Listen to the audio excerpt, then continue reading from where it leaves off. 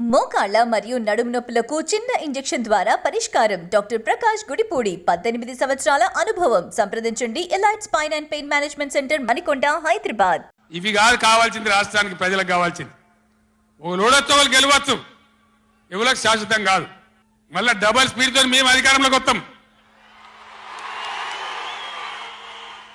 అప్పుడు మేం గిట్లే మాట్లాడన్నా, ఈ పద్ధతి అనుసరించానా, మిగిలితారా మీరు అసెంబ్లీకి కూడా? ఈ అహంకారంతో, దుర్మార్గమైన విధానంతో నదుల నీళ్ల మీద నీకు అవగాహన లేదు. నన్ను అడగనట్టు నేను చెప్పు కదా, అడిగే సంస్కారం ఉంటుందా, తెలివి ఉంటుందా? అన్నా ఏం దగ్గర ఇట్లా అంటాను, కేఆర్ఎంకి అప్పచెప్పమంటారు.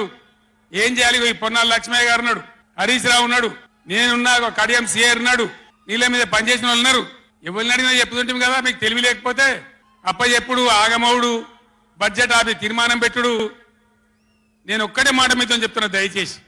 నిన్న కూడా అనే నాతో హైదరాబాద్లో, సార్ అసెంబ్లీలో తీర్మానం అయిపోయింది కదా, ఇంకా నల్గొండ, చెలో నల్గొండ ఎందుకని? అసెంబ్లీలో తీర్మానంతో అయిపోదు, చెలో నల్గొండతో కూడా అయిపోదు.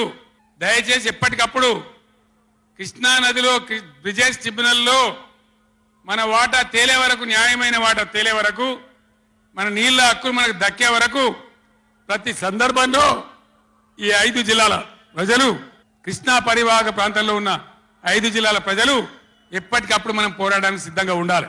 ఈ సభ వేదిక నుంచి చెప్తేనే ప్రజలకు అర్థమవుతుందనే ఉద్దేశంతో నేను మీ అందరినీ శ్రమ పెట్టేయాలి సభ పెట్టిన తప్ప ఇది రాజకీయ సభ కాదు. ఇలా ఏ ఎలక్షన్ లేదు, పార్లమెంట్ ఎలక్షన్ కూడా ఇంకా 2 నెలలకు 3 నెలలకు ఉన్నది, ఇప్పటికిప్పుడేం లేదు. నేను ఇలా వచ్చింది రాజకీయాల కోసం కాదు. కాబట్టి దయచేసి మీ అందరిని కోరేది, ప్రజలు ఎప్పటి వరకు అయితే మన హక్కుల మీద న్యాయమైన పోరాటాలకు సిద్ధంగా లేకపోతే బొండిగా విసికెత్తారు తప్ప మనకు న్యాయం జరగదు.